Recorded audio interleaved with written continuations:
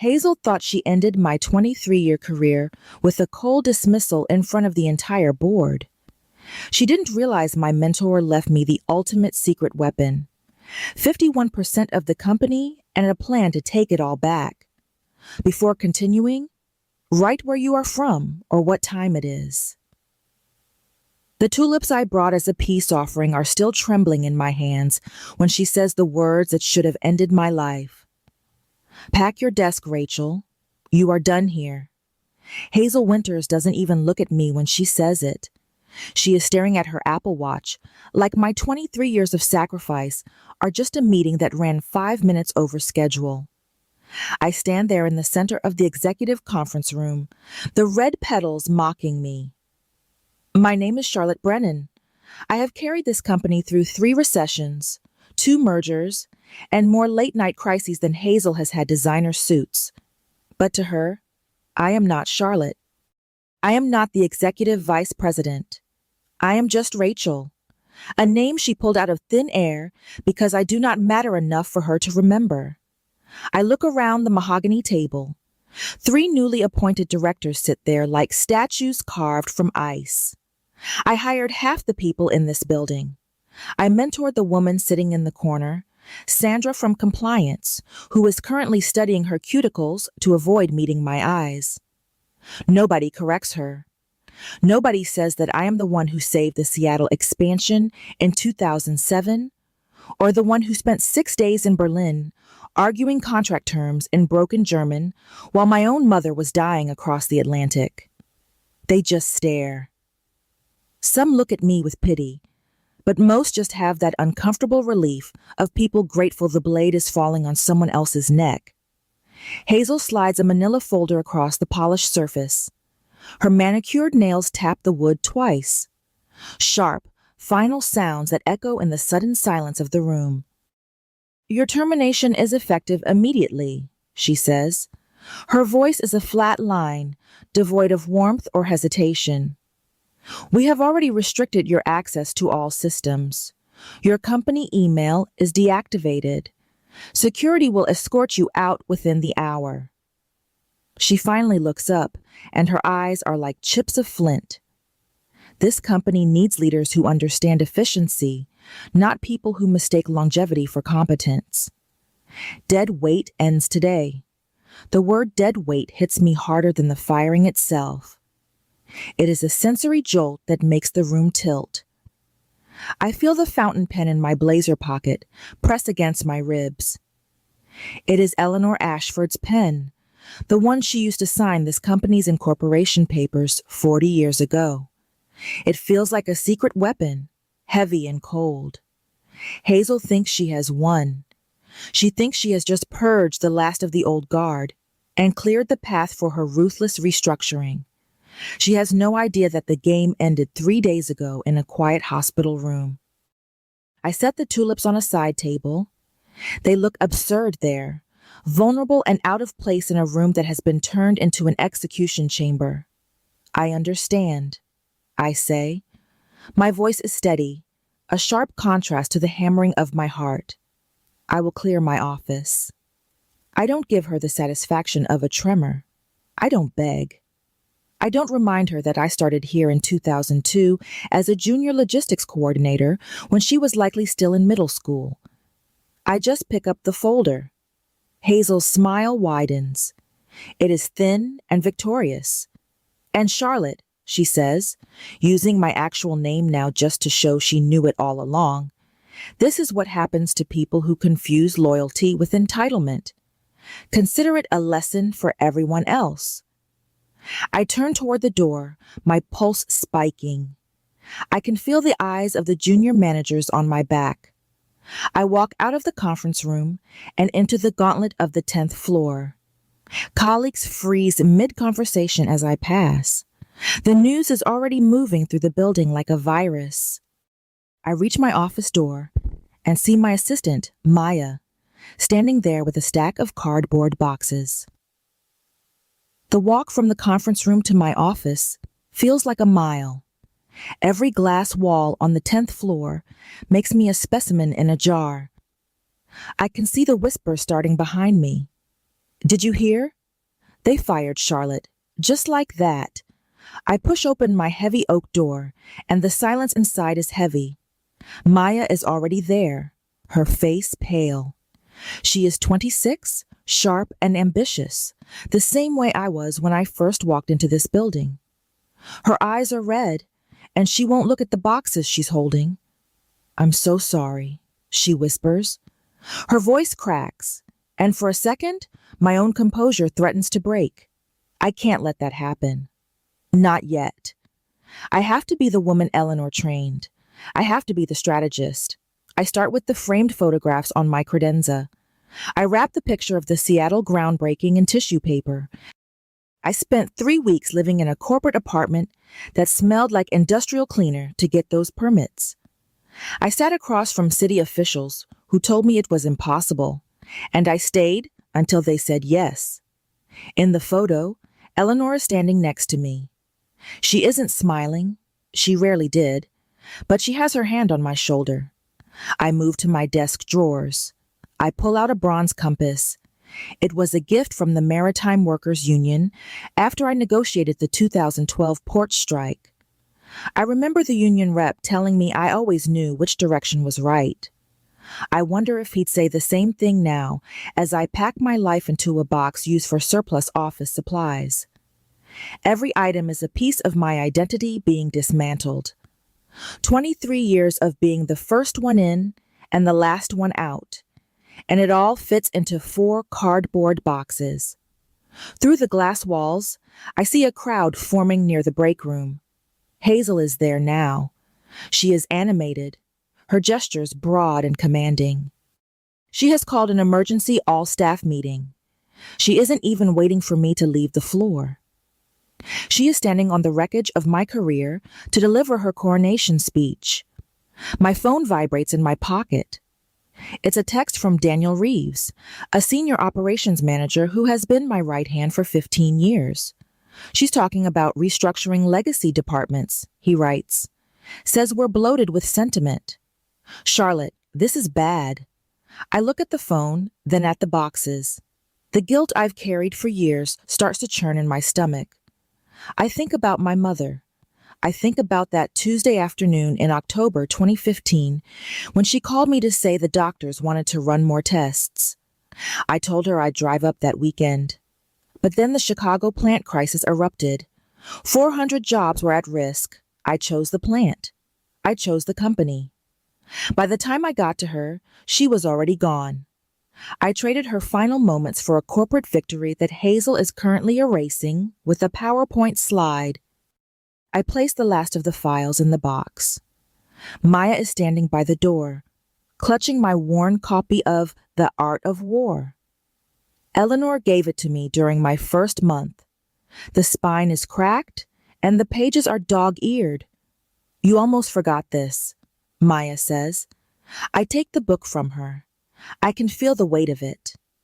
Eleanor's inscription on the inside cover says that patience and timing win more battles than force. I need to believe that now. I need to believe that Eleanor knew exactly what she was doing when she called me to that hospital room 3 days ago. 2 security guards appear at my door. I know them both, Mike and Travis. We've shared coffee in the lobby for a decade. They look at the floor. We're sorry, Miss Brennan. Mike says, we have to escort you out now. It's just past 11. The building is humming with the sound of Hazel's voice coming through the intercom system. I pick up the first box. I don't look back at the office that has been my home for 2 decades. I walk toward the elevators, flanked by security, while my former colleagues watch in a silence that feels like a funeral. My apartment is too quiet.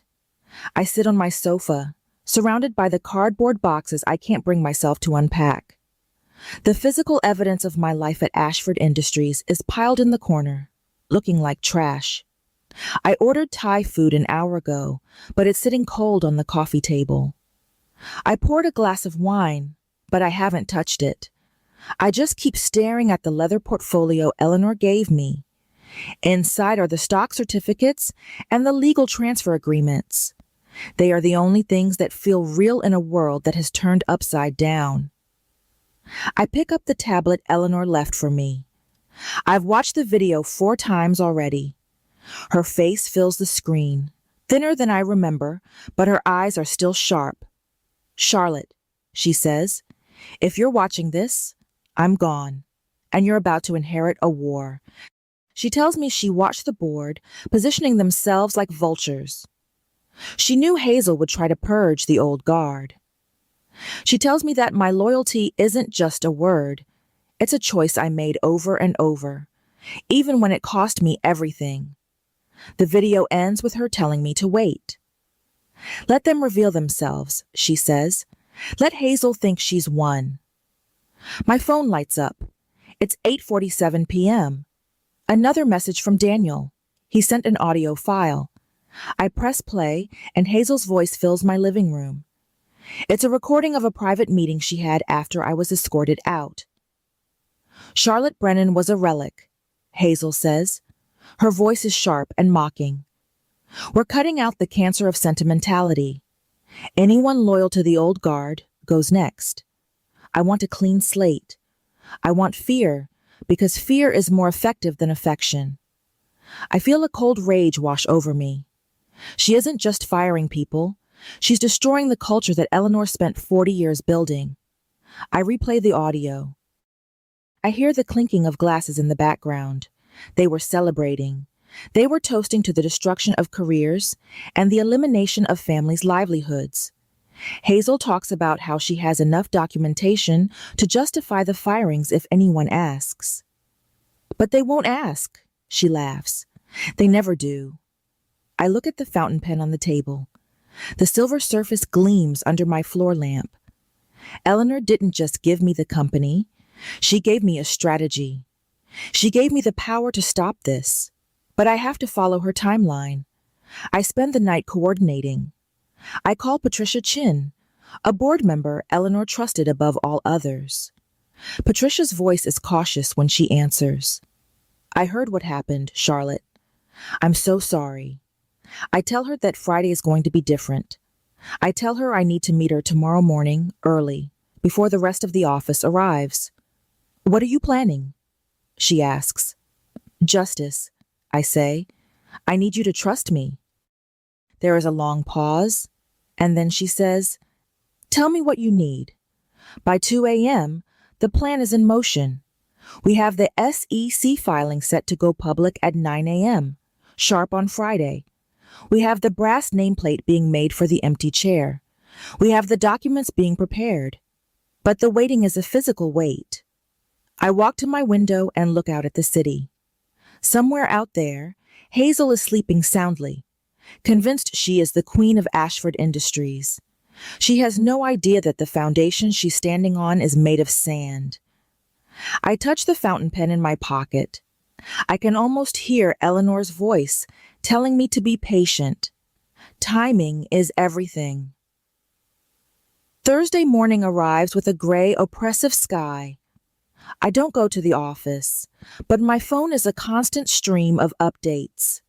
Daniel and Maya are my eyes and ears. Hazel has already moved into Eleanor's old suite. She's ordered new furniture. She's told the cleaning crew to throw away the plants. She's holding one-on-one meetings with the department heads, giving them an ultimatum. Fall in line or follow Charlotte out the door. The atmosphere in the building is one of pure terror. People are scrubbing their social media, deleting any photos of themselves at company events I organized. I meet Patricia in a small coffee shop 3 blocks from the office. She looks tired. "Hazel is moving faster than we expected," she says. She's already pushed through 3 new board appointments. They're all her people, Charlotte. Young, aggressive, no ties to the history of this place. If you wait until the quarterly meeting on Friday, she might have already signed the contracts to outsource the entire supply chain. I feel a spike of panic, but I force it down. Eleanor was a master of timing. She wouldn't have set the date for Friday if it was too late. I show Patricia the stock transfer documents. Her eyes widen as she reads the percentages. 51%, she whispers. My God, Charlotte. She really gave it all to you. I nod, but I can't reveal it yet. The SEC filing is the key. It has to be public record before the board meeting begins. If I move now, Hazel will call it a desperate power grab by a fired employee. I need the law on my side. I need the transparency that Eleanor always insisted on. Patricia looks at me, and for the first time, I see a glimmer of hope in her eyes. I'll make sure the nameplate is on the table, she says. I spend the rest of the day in a state of hyper-focus. I review the restructuring plans Hazel has leaked to the senior staff. She's targeting the risk management team first. Those are the people who keep our manufacturing plants safe. She wants to replace them with a third-party firm that has a history of cutting corners. It's not just about money. It's about safety. It's about the 400 people in the Chicago plant who trust us to keep them alive. The stakes have climbed from private humiliation to a public risk. I realize that I'm not just fighting for my job anymore. I'm fighting for the soul of the company. That evening, Maya calls me. She's crying. Hazel just fired Thomas from logistics, she says. He's been there 12 years, Charlotte. He has 3 kids. He asked why, and she told him that his loyalty to you was a performance metric she couldn't ignore. I grip the phone so hard my knuckles turn white. The cruelty is the point for her. She wants to make an example of everyone who remembers what we used to be. I tell Maya to hang in there. Just one more day, I say. I promise you, everything changes tomorrow. I lay in bed that night, but I don't sleep. I think about my mother's photograph in the box. I think about the red tulips wilting on the side table in the conference room. I think about the fountain pen. Tomorrow is Friday. The SEC filing will hit the wire at 9 a.m. The board meeting starts at 9:15. I will walk back into that building, not as a fired employee, but as the owner. I imagine Hazel's face when she realizes that the woman she called deadweight is now her boss. I don't want revenge. I want to build something that doesn't require the kind of sacrifice I gave. But first, I have to win. Friday morning is cold and sharp. I dress with the precision of a soldier. I wear the navy blazer I wore to the Berlin merger. It's a suit that says I am here to work. I put my mother's gold studs in my ears. I don't use much makeup. I want them to see my face, clear and unshakable. My hands are trembling as I button my jacket, so I stop and take 3 deep breaths. I pick up the fountain pen and slide it into my pocket. I pick up the leather portfolio. Today, the test ends. I arrive at the building at 8:30 a.m.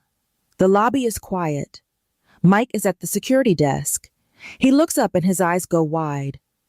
Miss Brennan, he says, standing up. Your badge. It shouldn't work. I hold it up to the scanner. It glows green. Small oversight in the system, I say. Or maybe Eleanor had one last trick. A smile tugs at his mouth. Good to see you, ma'am, he whispers. I take the elevator to the 10th floor. The ride feels like it takes a lifetime. When the doors open, the floor is already buzzing. People see me and freeze. I don't stop to talk. I walk straight toward the executive conference room. I stand in the hallway, watching through the frosted glass. The directors are gathering. I see the brass nameplate at the end of the table, majority shareholder. I watch the confusion on their faces as they point at it. Robert Pierce is there setting down his coffee. Who is the new investor? He asks. I didn't see anything in the pre-meeting materials. Hazel arrives a minute later. She is wearing a slate gray suit that looks like armor. She sees the nameplate, and her stride falters for a fraction of a second. Then she smiles, that perfectly calibrated, empty smile. We have a new board member joining us, she tells them. Someone who shares my vision. They're flying in from the West Coast. She's lying. She has no idea who is sitting in that chair. She's just trying to maintain control. I check my watch. 9 a.m. My phone buzzes with a notification from the SEC wire. The filing is public. It's official. Charlotte Brennan, 51% total ownership. I wait 3 more minutes. I want them to see the notification on their own devices. I watch through the glass as phones start to chime around the table. One by one, the directors look at their screens. The silence that follows is absolute. Even from the hallway, I can feel the shock. Hazel is the last to look. She picks up her tablet, her brow furrowed. I watch the color drain from her face. Her mouth opens, but no sound comes out. This is the moment. This is the reveal. I reach for the door handle. My pulse is a hammer in my ears, but my hand is steady. I push the door open and step inside. The temperature in the room seems to drop 20 degrees. Every head turns. I don't look at the directors. I look straight at Hazel. I walk to the end of the table, to the chair with the brass nameplate. I don't sit down yet. I stand there, my hand resting on the back of the leather chair. Terminated by what authority, Hazel? I ask. My voice is soft, but it carries to every corner of the room. You assumed you had the power to erase me. You assumed Eleanor's legacy was something you could just auction off for profit. You were wrong. I slide my documents onto the table. I am the majority owner of Ashford Industries, and our first order of business is discussing your resignation. Hazel looks like she is staring at a ghost. She tries to speak, but her voice is a thin, dry rattle that barely makes it past her lips. This is a mistake, she finally gasps. You were fired 5 days ago. You have no standing here. I don't answer her with words. Instead, I pull the silver fountain pen from my pocket and set it on the table. The metal clicks against the mahogany, a sharp, heavy sound that makes the directors flinch. This pen signed the incorporation papers for this empire 40 years ago. Eleanor gave it to me because she knew exactly what you would do the moment her heart stopped beating. I look around the table. The 3 new directors Hazel appointed are leaning back, their faces ashen, eyes darting toward the exits. They are realizing their 6-figure salaries just turned into legal liabilities. The rest of the board is staring at their tablets, reading the SEC filing over and over as if the numbers might change if they blink. Patricia Chin meets my eyes and gives a single sharp nod. She knows the clock is ticking.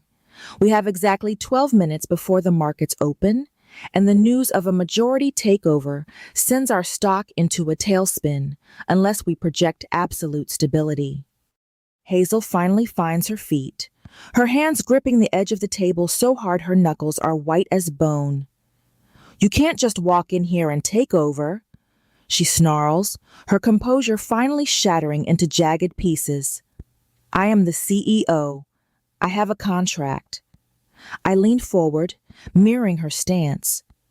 You were a placeholder, Hazel, a test of character that you failed within 60 minutes of taking office. You didn't just fire me. You declared war on the people who built this company. You called 23 years of loyalty dead weight. I slide the audio recorder across the table. The room goes silent as Hazel's own voice begins to play, the recording of her mocking Eleanor's sentimentality and detailing her plan to purge every loyalist in the building. The directors look at the floor, unable to stomach the sound of her private cruelty. Hazel reaches out to grab the device, but I place my hand over it. The truth is already on the wire, Hazel. Marcus Webb, the oldest member of the board, clears his throat. He doesn't look at Hazel at all. He looks at me. I think we've heard enough, Marcus says, his voice carrying the weight of 4 decades. I move for a vote of no confidence in Hazel Winters. Hazel's head snaps toward him, her eyes wide with betrayal. Marcus, you can't be serious, she pleads. But the momentum has already shifted. Patricia Chin seconds the motion before Marcus can even finish his sentence. One by one, hands begin to rise around the table. I watch Hazel's face go from rage to a hollow, haunting realization. She is losing everything in the very room where she thought she had become a god. The vote is 11-2. The only people who didn't raise their hands are the two directors Hazel personally handpicked to be her sycophants. They look at her, then at me, then quickly lower their gaze to the mahogany table. The power in the room has shifted so violently, it feels like the air has been sucked out of the space. Hazel is still standing, but she looks smaller now, her expensive suit suddenly appearing like a costume that no longer fits. She stares at the silver fountain pen as if it's a stake driven through the heart of her career. I stand up and walk to the head of the table. Hazel doesn't move at first, so I stay there, invading her space until she is forced to step aside. This is my company, Hazel. It was always mine. I sit in the chair she occupied just moments ago, the leather creaking under my weight, like a gavel striking a bench. I open the leather portfolio and pull out the first executive order. I pick up the silver pen and sign my name in thick black ink. The sound of the nib scratching against the paper is the only noise in the room. Effective immediately, I am canceling the workforce reductions. Every person you fired this week is being reinstated with a formal apology and a bridge bonus. Hazel scoffs, a desperate, ugly sound. You'll tank the margins, she whispers. The investors will crucify you. I look up from the document. The investors value stability, Hazel, and there is nothing more unstable than a leader who treats her employees like disposable parts. We aren't just a balance sheet. We are Ashford Industries. I turn to the board. We are also terminating the contracts with the third-party risk management firms Hazel engaged. We are bringing our safety protocols back in-house, where they belong. I see several directors nodding, their faces showing a mixture of relief and shame. They knew what she was doing was wrong, but they were too afraid of her momentum to stop it. I am giving them a path back to their own integrity. I am giving them the company Eleanor promised them. Hazel finally moves toward the door, her movements mechanical and stiff. She stops at the side table, where the red tulips are still sitting in their vase. They are wilting now, the edges of the petals turning a dark, bruised brown. She looks at them for a long second, then back at me. You think you've won because you have a piece of paper, she says, her voice trembling with suppressed fury. But you're just like Eleanor. You're a relic. I smile, and this time it reaches my eyes. If being a relic means I remember the names of the people who make this company run, then I'll wear that title gladly. Goodbye, Hazel. The door clicks shut behind Hazel, and the boardroom feels 10 degrees warmer. I don't give myself a moment to celebrate. I have a company to save. I look at Marcus Webb. I need an emergency all-hands meeting in the auditorium in 20 minutes. I want every single employee who can leave their post to be there. Marcus nods and picks up the internal phone line. Patricia reaches across the table and squeezes my hand. Eleanor would have been so proud of you, Charlotte. I swallow the lump in my throat. I hope so, I whisper. I walk out into the hallway, and the 10th floor is in total chaos. Maya is running toward me, her phone in her hand, tears streaming down her face. Charlotte, the news is everywhere. People are coming out of their offices. They are standing in the hallways, watching me as I walk past. I see Sandra from compliance. She looks like she wants to apologize, but I just give her a small nod. We have work to do, I tell her. Get the reinstatement letters ready. I want them on people's desks by lunchtime. As I head toward the auditorium, I pass the logistics department. Thomas is there, standing by his desk with a cardboard box half filled with his belongings. He looks up, and when he sees me, he just stops. "Is it true?" he asks, his voice thick with emotion. I walk over and take the box from his hands. "Put your things back, Thomas. You're not going anywhere." The cheer that goes up from the surrounding cubicles is the loudest thing I've ever heard in this building. It's not a corporate cheer. It's the sound of 400 people realizing they can breathe again. I reach the auditorium stage. It is packed to the rafters. People are standing in the aisles, leaning against the walls. When I step to the podium, the applause starts at the front and rolls to the back like a tidal wave. I wait for it to die down, my hand resting on the silver fountain pen in my pocket. I don't have a speech prepared. I don't need one. I look out at the faces of the people I've worked with for over 2 decades. I see their fear, their hope, and their exhaustion. 5 days ago, I was told that loyalty was a liability, I begin, my voice amplified through the speakers. I was told that this company was entering an era where human lives were just data points on a spreadsheet. I am here to tell you that the era of fear is over. Ashford Industries is not a building, and it is not a stock price. It is you. We are going to rebuild, but we are going to do it with our eyes open. We are going to value the work, and we are going to value the worker. The meeting ends with a standing ovation that lasts for 5 minutes. I spend the next hour shaking hands and listening to stories of the terror Hazel's short reign had caused. But eventually, the crowd thins out, and I find myself walking back to the 10th floor. I don't go to Hazel's new suite. I go back to my own office, the one with the cracked copy of The Art of War still sitting on the desk where Maya left it. I sit in my chair and look out at the river. For the first time in 23 years, I don't feel like I have to rush to the next crisis. I pull my mother's photograph out of the box and set it on the corner of my desk. "I'm sorry I wasn't there, Mom," I whisper. But I think I finally understand what Eleanor was trying to tell me. Legacy isn't just about what you keep. It's about what you protect. I sacrificed so much for this company, but from now on, I'm going to make sure nobody else has to make those same choices. I'm going to lead with the silver pen, but I'm going to lead with a heart that remembers the cost of every victory. Maya comes in with a fresh vase of red tulips. "These are for the new era," she says, her smile bright and genuine.